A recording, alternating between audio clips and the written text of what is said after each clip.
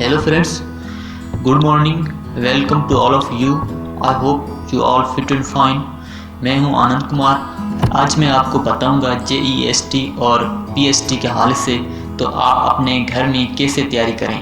काफ़ी लोग जो है आज यही पूछ रहे हैं कि हम स्टडी कैसे करें, क्या करेंगे, टेस्ट आने वाली है, टाइम बहुत कम है, तैयारी भी करनी है और आपको ये भी मैं बता चलूँ ये अपॉर्चुनिटीज़ दोबारा नहीं आएंगे, अगर आएंगे तो भी बहुत साल लग जाएंगे। तो इसलिए ये एक हमारे लिए ख़ास अपॉर्चुनिटी है, ये हमको अचीव करनी है, इसमें हमें जॉब अपनी रोज़गार लेना है। तो इसलिए मेरे पास 6 टिप्स हैं बेसिक। अगर आई होप कि ये आप अप्लाई करेंगे तो हो सके आप अपनी टेस्ट क्वालिफाई कर जाएं। तो मैं number wise step by step बताऊंगा 6 टिप्स और ये आप फॉलो करेंगे। ओके, तो सबसे पहला टिप है मेक अ प्रॉपर टाइम। तो जी फ्रेंड्स, आपको पता है कि हमारे पास 24 आवर्स हैं, सिर्फ हमारे पास 24 घंटे हैं, इसके अलावा कोई टाइम भी नहीं है। हम कहते हैं कि डैट्स बाकी टाइम कम है, तो हमारा 24 आवर्स है, उसमें कम से कम हमको 10 आवर्स डेली बेसिस देना चाहिए हमारी स्टडी के लिए। अगर हम 10 आवर्स डेली देंगे तो तभी हम टेस्ट को क्लियर कर सकेंगे। तो हमें पता है बहुत सारे सब्जेक्ट्स हैं, मैं जैसे कि मैंने एक वीडियो में ये भी डिस्क्राइब किया है कौन से सब्जेक्ट्स हैं, किस किस्म के सवाल हैं, वो मैं नीचे दी गई डिस्क्रिप्शन में लिंक है, उस पर आप जाओ, आपको मिल जाएगा इससे कौन से सब्जेक्ट्स कौन से पार्ट्स हैं, वो मैंने वजाहत किया है। अब मैं यही वजाहत करता हूँ कि जो 24 घंटे हैं उसमें आपको 10 आवर्स निकालने पड़ेंगे कम से कम। ज़्यादा से ज़्यादा आप 6 घंटे आप आराम करो और 3 से 4 घंटे आप और दीगर एक्टिविटीज़ में लगाओ, तभी आपको 15 आवर्स आपको देने पड़ेंगे डेली बेसिस से ज़्यादा और कम से कम आपको 10 आवर्स डेली बेसिस आप स्टडी करेंगे, तभी आप जो JEST और PST टेस्ट क्वालिफाई कर सकेंगे। तो उसमें आपके पास टाइम बनाना पड़ेगा, टाइम टेबल आपको सेट करना पड़ेगा कि किस टाइम में कौन से हम सब्जेक्ट्स की तैयारी करेंगे। तो इस तरीके से आप अपना प्लान बनाएंगे, तभी आप जो अपनी प्रॉपर टाइम मैनेजमेंट कर सकेंगे। ओके, सो अब मैं बात करता हूँ second step, deep understanding all concept. जो भी कॉन्सेप्ट आप पढ़ना चाहते हो उसको आप डीपली अंडरस्टैंडिंग करें। ऐसे नहीं कि जस्ट हमने पढ़ लिया, उसको आप समझने की कोशिश करें। काफ़ी ऐसे टॉपिक्स हैं जो लोग जस्ट पढ़ते हैं, जैसे कि हम एग्जांपल दें फिज़िक्स केमिस्ट्री के हवाले से, तो bond, ionic bond, covalent bond, coordinate bond. तो बॉन्ड क्या है, उसकी वजह क्या है, वो कैसे बनी है, उसको हम अंडरस्टैंडिंग करनी है। वो ऐसे नहीं कि हमने पढ़ लिया, बुक से पढ़ ली, ये डेफिनेशन है, तो उसको रट्टाफिकेशन नहीं करनी है, हमें उसको अंडरस्टैंडिंग समझना है, ये इसका मतलब क्या है, कॉन्सेप्ट क्या है, मीनिंग क्या है, इस तरीके से हमको टॉपिक क्लियर करनी है। और दूसरा मैं एग्जांपल दूं मैथमेटिक्स के हवाले से, तो जैसे कि अलजेब्रिक एक्सप्रेशंस की, तो उसमें sum of algebra, subtraction of algebra, multiplication and division of the algebra, ऐसे और भी दीगर कॉन्सेप्ट हैं जो बहुत बच्चे जो है मैथमेटिक्स में जो उनको प्रॉब्लम आ रही है। तो मैं कोशिश कर रहा हूँ कि मैथमेटिक्स के हवाले से मैं सारा का सारा वीडियोस बना रहा हूँ, और हमारे चैनल को आप सब्सक्राइब करते जाएं और जो भी वीडियोस आएंगे आप डेली बेसिस पे वो देखते रहेंगे। तो उसमें मैथ्स के हवाले से मैं सारा कॉन्सेप्ट डीपली अंडरस्टैंडिंग समझाने की कोशिश की है। तो उसमें बहुत सारे टॉपिक्स हैं, जैसे कि ट्रिग्नोमेट्री आ गई, ट्रिग्नोमेट्री में बहुत सारे टॉपिक्स हैं, जैसे कि theta, sine theta, cos theta, tan theta, ये मैं मैथ्स की बात कर रहा हूँ। और इसके साथ सर्किल, ट्रायंगल और geometrical concept, set, average, ratio, percentage और दीगर टॉपिक्स हैं। तो उनके हवाले से मैं अलग अलग वीडियो बना रहा हूँ जो आपके पास पहुँचे जाएंगे सेम चैनल पे। और इसके साथ मैं और भी आपको एक अपॉर्चुनिटी दे रहा हूँ कि इंशाल्लाह हमारे 1000 सब्सक्राइब के प्लस हमारे सब्सक्राइब हो गए तो हम यहाँ पर लाइव आ सकते हैं, और लाइव में हम जो पे आपको मैथ्स के जो कॉन्सेप्ट सारे क्लियर करेंगे। और मैथ्स के साथ साथ और भी हमारे साइंस भी इम्पॉर्टेंट है, क्योंकि 2 सब्जेक्ट्स मेन इम्पॉर्टेंट है, एक मैथ्स और साइंस, क्योंकि यहाँ पर जो 25 क्वेश्चन हैं, 25 क्वेश्चन है, तो इसलिए हमें बहुत मज़ीद टाइम देना पड़ेगा मैथ्स और साइंस पे। तो okay, number 3, practice in daily basis. जो भी आप पढ़ते हो डेली बेसिस पे उसको आप प्रैक्टिकली करें, क्योंकि प्रैक्टिकल कैसे करते हैं काफ़ी हमें ऐसा लगता है कि हम कोई भी लेक्चर सुना, कोई भी हमने बुक पढ़ा या किसी फ्रेंड से सुना या किसी वीडियोस देख लिया, कोई भी कर लिया, लेकिन हम उस टाइम तो हमको क्लियर हो जाता है। थोड़ा टाइम के बाद हमारे पास और भी काम होते हैं, और भी हमारे फैमिली मेम्बर्स होते हैं और एक्स्ट्रा भी करिकुलम एक्टिविटीज़ होती हैं, तो हम जब उनमें इन्वॉल्व होते हैं तो हमारा ये टॉपिक वो जहन से निकल जाता है। तो इसलिए आपको प्रैक्टिकल करना है। आप जो भी काम करना, आपके जहन में यही होना चाहिए कि आज मैंने जो भी टॉपिक पढ़ा उसमें क्या क्या है, मैं उस टॉपिक की कैसे रिवीजन करें।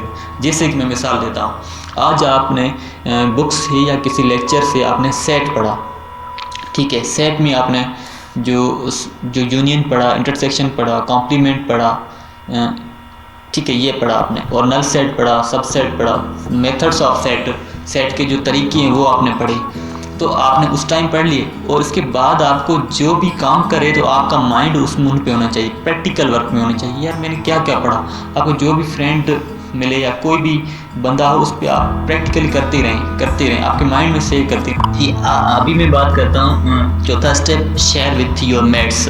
जो भी आप समझे हो, जो भी आप अंडरस्टैंडिंग करनी है, वो उसको आपको शेयर करो, दूसरों को बताओ कि यार मैंने आज ये पढ़ा है, मैंने ये टॉपिक पढ़ा है। क्योंकि आपको पता है कि हम जो भी लर्निंग हम दूसरों को शेयर करेंगे तो उसमें हमकी लर्निंग कम नहीं होगी, हमारी लर्निंग में इंक्रीज़ होती है, हम इजाफा आता है, वो बढ़ती जाती रहती है। तो इसलिए हमको शेयर करने की आदत एक बहुत अच्छी आदत है। काफ़ी लोग ऐसे होते हैं कि हमें जो भी सीखते हैं हम अपने पास ही रखते हैं, हम दूसरों को नहीं बताते हैं। ये बहुत एक हमारी क्या कहें, हम अच्छी चीज़ नहीं है, ये हैबिट हमें निकालनी चाहिए। हमको शेयर करेंगे, जितनी हमको जो भी बात हम दूसरों तक पहुंचाएंगे तो हमारी बात में इजाफा होता जाएगा। क्योंकि आपको पता है हम जो भी चीज़ दूसरों को बताएंगे तो हमारी एक जो है वो स्कोर बढ़ता है कि यार उस बंदे ने हमको वो चीज़ बताई, और हमारी एक दिल बढ़ती है कि यार मैंने वो चीज़ उनको बताई। तो उससे क्या होता है कि हमारी जो वो चीज़ उस हम पे भरोसा हो जाता है। अगर हम किसी को नहीं बताएंगे कोई भी कॉन्सेप्ट तो हमारी वो चीज़ सेव नहीं होगी, वो हमारा ब्रेन वो ही डिलीट कर देगा तो थोड़े दिन के बाद। तो इसलिए हमके ये बहुत अच्छा मेथड है कि हमें जो भी लर्निंग है दूसरों को शेयर करें, दूसरों को टीच करें, दूसरों को बताएं, लेक्चर दें कि यार मैंने ये चीज़ें हमारे पास ये मैंने सीखी है। तो दूसरों का भी फ़ायदा होगा तो आपका भी फ़ायदा होगा। ओके, अब मैं बात करूँगा चौथा step, analyse your learning through quizzes. Okay, जो भी आप सीखे हो तो उसकी आप असेसमेंट करो, उसके एनालाइज करो, तज्जिया करो कि मैंने क्या सीखा है। या मैंने फॉर एग्जांपल अपनी आप असेसमेंट करो और अपने एक टेस्ट पेपर बनाओ कि हमने ये कॉन्सेप्ट क्लियर कर लें, अभी हम इस कॉन्सेप्ट की टेस्ट लेंगे। तो ये ग्रुप में हो सकता है, आप कोई भी अपने ग्रुप के 4-5 बंदे एक पेपर बनाओ, और पेपर बनाने के बाद वो आपको सॉल्व करो। तो उसमें आपको प्रैक्टिस होगी कि हमको पेपर देने का आपको मेथड आएगा कि हम कैसे पेपर दे सकते हैं। आपकी जो हेजिटेशन होती है वो भी आपको फिनिश हो जाएगी, क्योंकि आप पेपर देने के काबिल होंगे और आपको ये भी पता होगा कि इस सवाल का ये आंसर हो सकता है। जैसे कि हम बताते हैं कि जैसे कि हम एक एग्जांपल देते हैं, न्यूटन सेकंड लॉ क्या कहता है। तो न्यूटन सेकंड लॉ में ये कहता है कि जो फोर्स होता है वो मास और एक्सेलरेशन के बराबर ही होती है। तो हम उसका एक फार्मूला होता है F=ma। तो आपके पास आप अपना ही क्वेश्चन बनाओ और उसमें 4 आंसर दो। आंसर देने के बाद आपको ये भी पता होना चाहिए कि F=ma न्यूटन सेकंड लॉ को वजाहत करता है। तो ऐसे आप अपने क्वेश्चन बनाएंगे तभी आपको पता चलेगा कि इस टाइप के क्वेश्चन आ सकती हैं और इस टाइप के क्वेश्चन का ये आंसर हो सकता है। तो इसलिए आपकी लर्निंग एनालाइज होगी कि आपको अपने आप पे भरोसा होगा कि मैं टेस्ट क्वालिफाई कर जाऊंगा या नहीं कर जाऊंगा। इसलिए एनालाइज अपनी लर्निंग को एनालाइज करना बहुत ज़रूरी है। काफ़ी स्टूडेंट्स, काफ़ी कैंडिडेट्स ऐसे होते हैं जो बहुत पढ़ते रहते हैं। वो यही कहते हैं कि हमने बहुत बुक्स क्लियर कर ली, हमने बहुत पढ़ लिया, अभी हमें कोई दिक्कत नहीं है। वो अपनी लर्निंग को कभी असेस नहीं करते, कभी वो एनालाइज नहीं करते कि हमने कितना पढ़ा है। यानी कि अपनी एनालाइज के बाद में आपको जो भी आपकी लर्निंग है वो डिस्कस करनी है अपने फ्रेंड्स से, क्योंकि मैंने ये पढ़ा और ये सीखने के बाद मैंने इसको एनालाइज किया और हमारा रिज़ल्ट ये आई है। तो आपके फ्रेंड्स मशवरा देंगे। अगर आपने कोई बुक पढ़ लिया, आपने फिजिक्स पढ़ लिया या साइंस पढ़ ली और फिर आपने पेपर बनवाया तो आपको पता चला कि पेपर कैसे बनती हैं, किस टाइप के आएंगे, वो भी आपको जहन में आएगा।